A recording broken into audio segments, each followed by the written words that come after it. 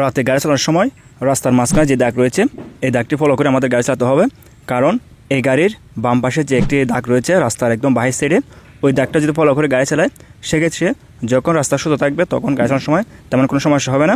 আর যখন রাস্তা বাঁকা হবে সেক্ষেত্রে ওই দাগটি ফলো করে যখন গাড়ি চালাবো গাড়িটি কন্ট্রোল করতে একটু সমস্যা হবে। এই রাস্তা হচ্ছে চট্টগ্রাম কক্সবাজার হাইওয়ে। এটি হচ্ছে একটি সিঙ্গেল রাস্তা এবং এই রাস্তায় দুইমুখী গাড়ি চলে।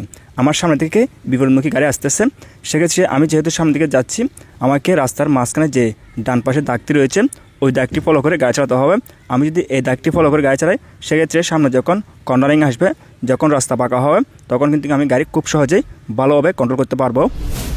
এটি হচ্ছে ডাবল রাস্তা। এই রাস্তায় এক পাশে গাড়ি চালানোর জন্য দুইটি লাইন রয়েছে। আমি ডান পাশের লাইনে গাড়ি চালাচ্ছি, যে পাশে ডিভাইডার রয়েছে ওই পাশে। সেক্ষেত্রে রাস্তাতে যে দাগ রয়েছে আমি কোন দাগটা ফলো করে গাড়ি চালাবো সেটা হচ্ছে রাস্তার মাঝখানে যে দাগটি রয়েছে আমার গাড়ির বাম পাশে যে সাদা দাগটি রয়েছে এটা ফলো করে আমাকে গাড়ি চালাতে হবে। কারণ আপনি যখন এখানে যে বাম পাশে একটি লাইন রয়েছে ওই লাইনে গাড়ি চালাবেন ওই সময় আপনি মাঝখানে যে দাগটি রয়েছে এই দাগটি ফলো করে গাড়ি চালাতে হবে। এবং আপনি যখন ডিভাইডার পাশে যে লাইনটি রয়েছে ডান পাশে সেক্ষেত্রে আপনি রাস্তার মাঝখানে যে দাগ রয়েছে এই দাগটি ফলো করে গাড়ি চালাতে হবে। রাস্তার এই দাগগুলোর কারণে আমরা রাতে খুব সহজেই গাড়ি চালাতে পারি।